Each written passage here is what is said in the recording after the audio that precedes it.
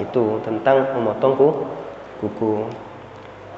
Ada lagi tentang ini kita secara yang ada terjadi di tempat ini. Itu kemarin kita ngaduk apa kemarin yasinan ya? Atau yang apa nih? Sudah yasinan, kita selesai dari yasinan, ada yang merokok gitu.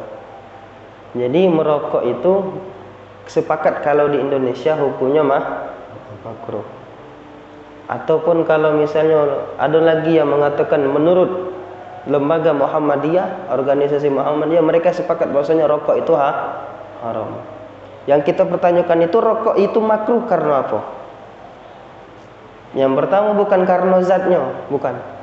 Tembakau tidak haram, tembakau tidak makruh. Yang menjadi penyebab rokok itu makruh karena akibatnya, bukan karena zatnya, bukan. Jadi sesuatu halal ataupun haram bisa berubah bukan karena zatnya, tapi karena akibatnya. Contoh rokok tadi, tembakau halal tidak, haram tidak. Tapi karena akibatnya bisa menjadi mudarat, maka dia jatuh dalam hukum makruh. Tidak sampai mubah, tidak.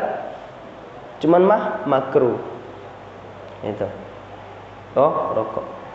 Rokok ini harus tahu dengan tempat. Harus tahu dengan kondisi. Boleh merokok silahkan, boleh. Di Indonesia ini mayoritas ulama MUI Indonesia sepakat bahwasanya rokok itu makruh. Tapi harus tahu dengan tempat. Yang pertama apa? Rokok bisa berubah menjadi makruh mendekati haram bila melakukannya kita ngisapnya di rumah Allah. Itu yang pertama. Bahwasanya pernah disebutkan dulu, diceritakan dulu pernah suatu waktu ketika waktu itu diadakan Maulid Nabi. Maulid Nabi. Semua orang merayakan Maulid Nabi, diceritakan dulu di daerah Tarim sana. Ketika mereka merayakan Maulid itu ada salah satu di antara mereka ainul mukasyifin. Matanya dibuka hijab sama Allah. Matanya bisa melihat sesuatu yang tidak bisa dilihat oleh orang lain. Ketika pada saat itu yang ia lihat ada Rasulullah.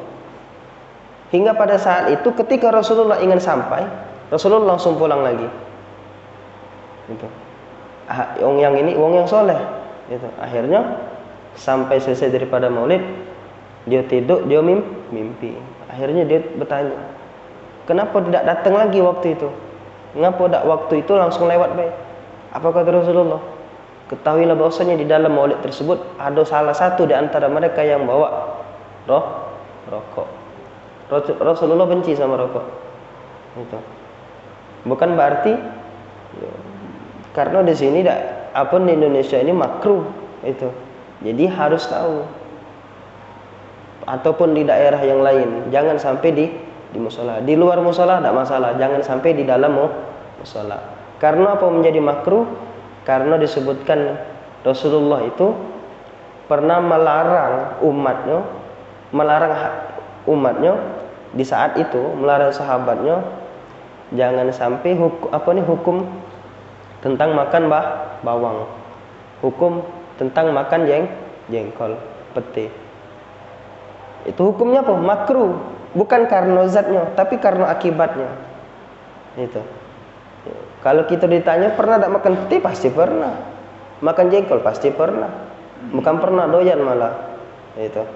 Tapi kalau misalnya sudah makan pete langsung ke mushola, nah itu makruh. Itu. Tapi kalau misalnya sudah makan yang kedua ini pete ataupun jengkol, tapi kita gosok gigi dulu ataupun misalnya membersihkan mulut kita ke mushola, itu bukan makruh lagi namanya.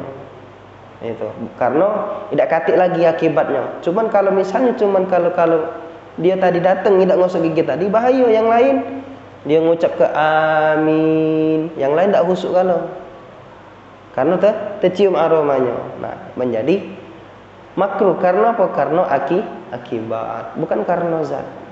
Begitupun juga rokok. Yang lain lagi nak zikir, lagi nak baca Quran, lagi nak iktikaf, kemudian dia batuk, itu kan zalim. Itu. Maka sebisa kita harus kita tahu dengan aturan, tahu dengan kondisi tepat. Itu tentang rokok. Dan juga yang terakhir, ana ingin menyampaikan lagi tentang masbuk. Ada misalnya kalau kita imam lah sudah rakaat ketiga, kita masih rakaat pertama. Berarti kan kita tinggal 2 rakaat lagi nih. Imam tadi tinggal tahiyat akhir, kita duduk tidak ngikut imam, duduk biasa. Maka ana kan ingat di sini, hal yang harus kita lakukan adalah menunggu imam sampai selesai dia salam. Bukan salam pertama, Assalamualaikum warahmatullahi, Assalamualaikum warahmatullahi, baru kita tegak. Sesempurna kelar dulu gerakan imam, baru kita baru berangkat, kita tegak lagi. Jangan sampai Assalamualaikum warahmatullahi baru kita tegak, jangan. Gitu. Iya. Jadi saya kelar dulu sampai sempurna. Assalamualaikum warahmatullahi. Selesai. Langsung kita tegak. Jangan waktu Assalamualaikum langsung tegak, jangan. Karena di saat itu kan kita ngikut imam.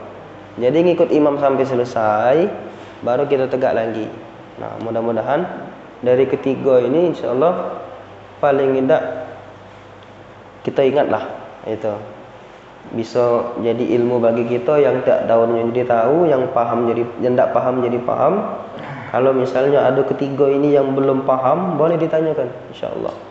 Sampai sini dulu. Adanallahu wa iyyakum ajma'in ihdinas siratal mustaqim. Assalamualaikum warahmatullahi wabarakatuh.